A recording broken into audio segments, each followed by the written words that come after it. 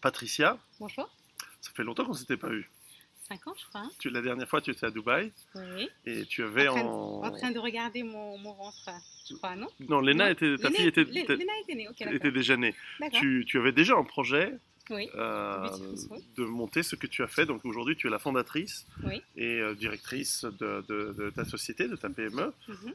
Beautiful Soul, Tout à fait, ici à Dakar, au Sénégal. oui. Peut-être pour ceux qui... raconte-nous, comment on se connaît, toi et moi? Écoute, je pense qu'on s'est rencontrés chez Oracle, il me semble. À l'époque, j'étais dans la télévente et télémarketing d'Oracle France. Et on était en Irlande, il y avait tous les pays de l'Europe, de l'Asie, enfin, et pas l'Afrique. Et je me suis dit, tiens, pourquoi est-ce qu'on ne créerait pas Oracle Afrique? Et à l'époque, j'étais à Oracle Afrique. Mhm. Et on a pris ce projet de créer une télévente et télémarketing pour l'Afrique. Et ça a été un super succès. Et surtout une super belle aventure humaine et financière aussi. Donc, Oui, c'est vrai. Et à la suite d'Oracle, tu as rejoint Genève. à la suite d'Oracle, j'ai fait un MBA à Oui, l'INSEAD. je me souviens que j'ai parrainé en partie Exactement, ton, exactement, ton, exactement. Oui, Tu oui, m'as fait une belle recommandation. elle était méritée. Elle était méritée. Et puis après, j'ai rejoint l'ONU, Oui. les Nations Unies, une petite organisation très dynamique, hein, à Genève. Et puis j'avoue que j'étais, à un moment donné, il y a une circonstance, enfin perso déjà, je voulais avoir un bébé, j'arrivais pas. Donc Mhm. j'ai voulu me consacrer déjà à ça. Et puis il y avait aussi le fait que je trouvais qu'au niveau de l'ONU, j'avais pas beaucoup d'impact. À l'ONU, tu travaillais dans un département qui était censé aider les entreprises, Les, les entre- jeunes entrepreneurs africains à les monter leurs entreprises, entreprises. alors j'ai été chargée en fait d'accompagner certains pays à faire en sorte d'exporter plus, hein. Et donc effectivement, on accompagnait pas seulement les entreprises, on accompagnait également les gouvernements, on accompagnait les institutions et les entreprises justement à mettre en place un tissu économique, des services en fait, et des lois également pour encourager les exportateurs africains à exporter en Europe, et avec cette idée que exporter plus, ça veut dire plus de revenus, plus de devises, plus de développement et autres. Et je trouvais que j'avais pas beaucoup, pour la centaine de milliers d'euros que l'on me payait par an, je trouvais que j'avais pas suffisamment d'impact. Donc voilà. Mhm.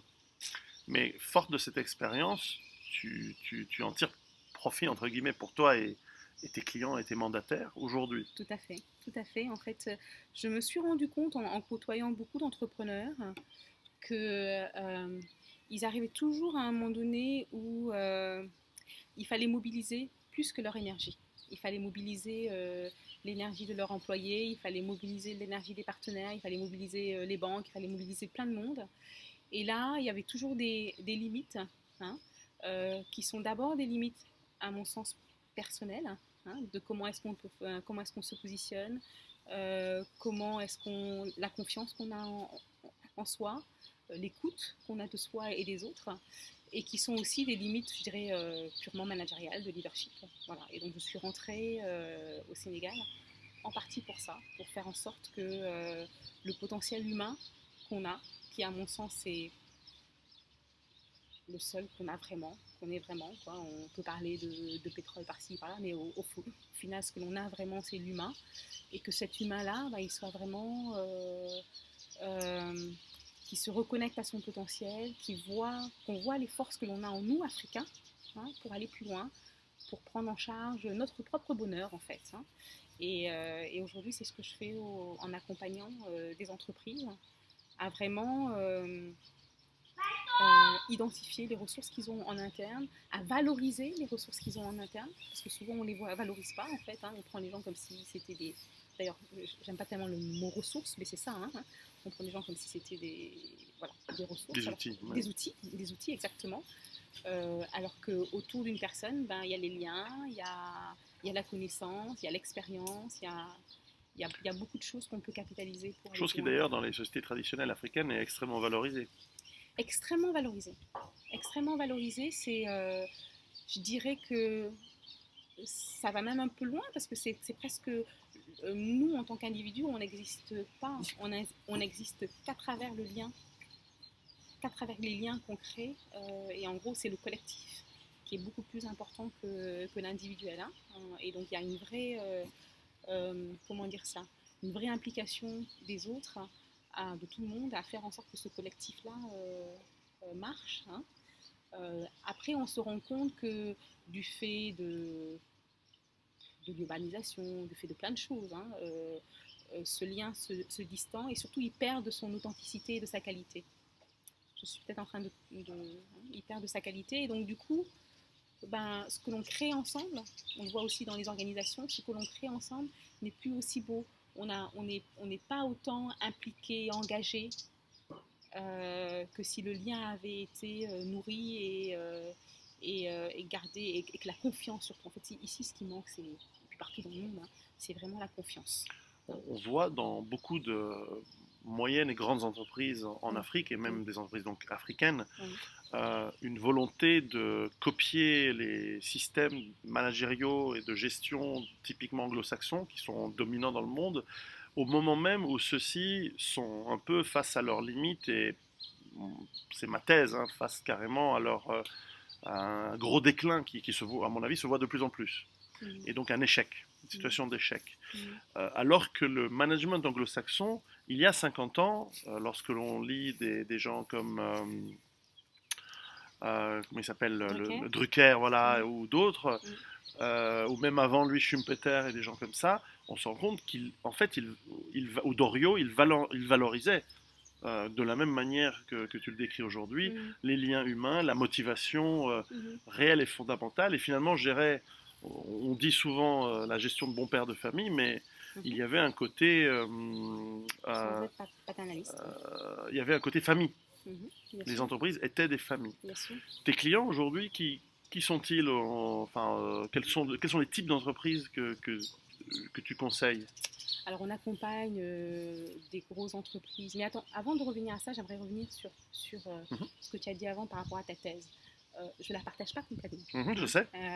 Et pourquoi? Parce que je pense que, si tu veux, le temps, et je pense que c'est aussi ce que m'a appris,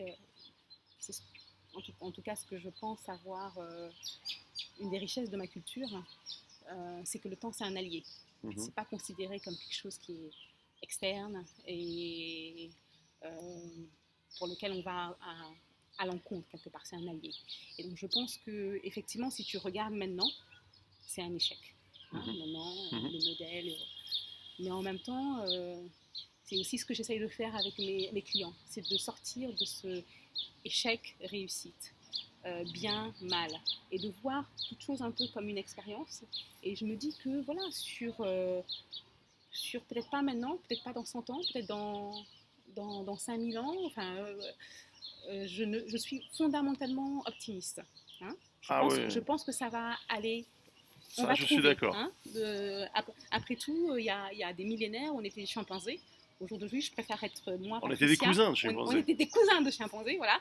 Moi, je préfère aujourd'hui être moi, Patricia, là maintenant, que ma cousine d'il y a des millénaires. Donc, je pense que, voilà. Donc, je pense qu'on... Voilà. Bon, maintenant, pour revenir à ta question, sur au niveau des entreprises, on accompagne des grosses entreprises type ONU. On accompagne des PME, 50, 60 employés. On accompagne également des entrepreneurs sociaux, des gens qui sont en train d'innover. Par exemple, on a accompagné la création de la fondation du secteur privé pour l'éducation au Sénégal. Donc on accompagne un peu...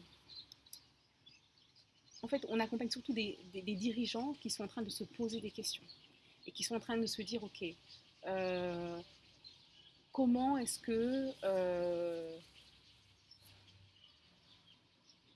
que j'intègre dans mon entreprise déjà le plaisir d'être en train de construire quelque chose. Whatever, quelle que soit cette chose-là, comment est-ce que quelque part, comment est-ce que je recrée ces liens-là, hein, comment est-ce que je crée la confiance pour que tous ensemble, on soit en train, dans cette dynamique, de créer quelque chose qui est plus grand que nous. Hein. Et voilà, donc c'est ce type d'entreprise qu'on accompagne. Donc c'est toujours des dirigeants, on s'adresse principalement à des dirigeants. Quand on va travailler par exemple avec des DRH, souvent on se rend compte que si le dirigeant n'a pas adopté ce processus de transformation-là, ça ne se fait pas. Donc on cible plutôt des dirigeants et qui ont envie justement de cette transformation de leur entreprise, euh, la famille, mais c'est toujours pour créer quelque chose de plus beau ensemble. Et c'est pas facile parce que ça suppose toujours des transformations et du collectif, et qui se nourrissent d'abord des transformations individuelles. Donc par exemple, on va avoir un dirigeant qui va voir que voilà, son chiffre d'affaires stagne, ou bien il a un turnover, ou bien il y a plein de conflits et tout ça, et qui va, au travers du travail avec nous, se rendre compte qu'en fait, il a nourri cette situation-là, d'une manière ou d'une autre, qu'il en est en partie responsable, et qui va, à un moment donné, se dire, ok, j'ai suffisamment confiance en moi, on l'accompagne pour ça, pour être vulnérable par rapport aux autres, et dire, voilà, moi là, c'est un échec, entre guillemets, je l'assume, qu'est-ce qu'on peut apprendre de là pour construire ensemble et aller plus loin. Et ça crée toujours des environnements où au bout de ça se fait pas en 2 jours, hein. Au bout de 6 mois, au bout de 9 mois, ce que l'on voit dans l'entreprise, c'est plus de confiance, plus de responsabilisation des gens et plus de plaisir à travailler ensemble, et plus de bonheur, tout simplement. Et donc moins de rotation et donc... alors économiquement et tout ça, c'est un avantage énorme, hein. Mon associé Guillaume, qui est plus dans les chiffres, te dira tout ce que ça fait économiquement, mais moi ce que je vois, c'est surtout des gens heureux. Et pour moi qui suis venue au Sénégal pour ça, hein, je suis vraiment venue au Sénégal pour que le déclic s'est fait d'une étude, je ne sais pas si je peux te raconter, mais le déclic s'est fait d'une étude de la Banque mondiale. Raconte-moi. La lecture d'une étude de la Banque mondiale où on demandait aux Sénégalais, ok, ah, salut Léna, où on demandait aux Sénégalais,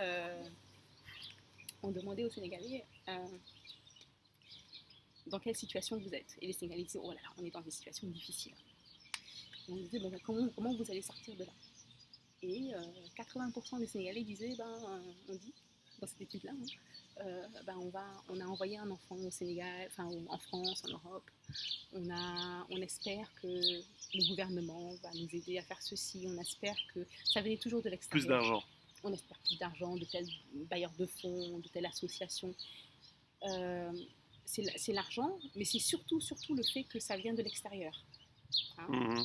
Alors que la vraie création, la vraie richesse, elle vient de ce que l'on transforme, pour moi, hein, c'est ma croyance, de ce que l'on transforme de l'intérieur et qui se matérialise. Ça a toujours été comme ça. Et voilà, et donc c'est pour ça que je suis rentrée, parce que je me suis dit, attends, je pense que les Sénégalais, ils ont un potentiel inouï, et pas seulement les Sénégalais, hein, tout être humain, et qu'il faut qu'ils prennent la mesure de ce potentiel et qu'ils le matérialisent. Voilà. Quels sont les défis tu es comme moi, après 20 ans de travail in and out of Africa, quels sont encore les défis auxquels on fait face lorsque l'on fait ce genre de travail d'accompagnement et de conseil ici en Afrique? Le défi premier, il est... alors, j'en vois 2, principalement. Le premier, c'est de trouver des talents.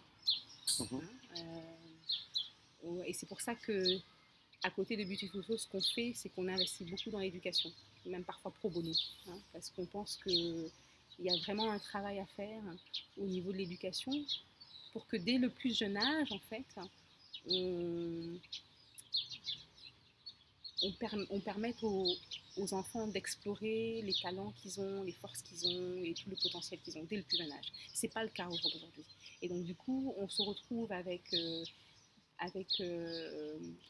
des employés qui, même dans les circonstances où ils sont bien accompagnés, créent pas vraiment de la valeur, ne sont pas très immédiats. Donc c'est vraiment le premier défi, c'est un défi, je dirais, au niveau de l'éducation, d'avoir des talents. Le deuxième, c'est vraiment d'avoir un État qui nous aide. Enfin, pas qui nous aide, mais qui ait confiance. Qui ait confiance en l'entrepreneur. Si tu veux, aujourd'hui, en tant que PME, on a un code général des impôts où euh, la croyance de ce code des impôts, hein, est vraiment fondamentale. Enfin, ce que je ressens, hein, c'est que les entrepreneurs sont des voleurs. Et c'est l'État qui dit ça. Non, non, il ne dit Enfin, pas ça. c'est le code.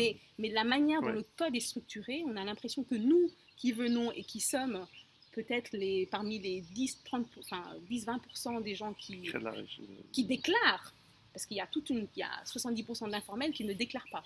Donc pour les gens comme moi qui viennent et qui se disent ok, on va faire les choses dans les règles, on va avoir statut, on va avoir la compta, on va payer la TVA et tout ça, on a vraiment l'impression que voilà, en tout cas l'univers qui nous entoure se disent oulala, ils vont tricher quoi, ils vont pas tout déclarer alors qu'on déclare nous. Donc voilà, donc c'est ça qui est très très difficile et ce qui m'a fait dire par exemple à un moment donné, qui me fait dire même jusqu'à présent qu'au jour d'aujourd'hui, mon premier employé c'est l'État. Je ne me paye pas de salaire. Pendant 4 ans, je ne me suis pas payé de salaire, mais j'ai payé des millions au gouvernement tous les ans. Et je pense que il faut être bien, bien solide et vraiment croire en son projet, croire en soi pour se dire ok, ben c'est la donne, je fais avec la donne et j'avance et je vais y arriver parce que je pense qu'en tout cas pour tout ce qui est petite entreprise, puisqu'on a commencé petit, hein, on commence petit, euh, il y a pas suffisamment de confiance dans le potentiel que l'on a à accompagner des jeunes, à créer des emplois et à faire bouger les choses positivement. Surtout beaucoup de jeunes vivant en France, en Europe, aux États-Unis, se posent la question si, peut-être parce qu'ils sont en échec ou parce qu'ils voient une période de crise, se posent la question de venir monter des entreprises ou tenter leur chance en Afrique. Quel conseil leur donnerais-tu dans cette démarche? Euh, alors je pense que c'est toujours bien d'aller voir ailleurs comment ça se passe. Je pense que en tant que déjà aventure humaine, euh, euh, on se connaît mieux soi-même déjà quand on va à la, au contact de gens différents, je pense. Donc j'encouragerais tous les gens qui veulent, par une démarche, ne serait-ce que pour soi, hein, d'être en contact avec l'autre.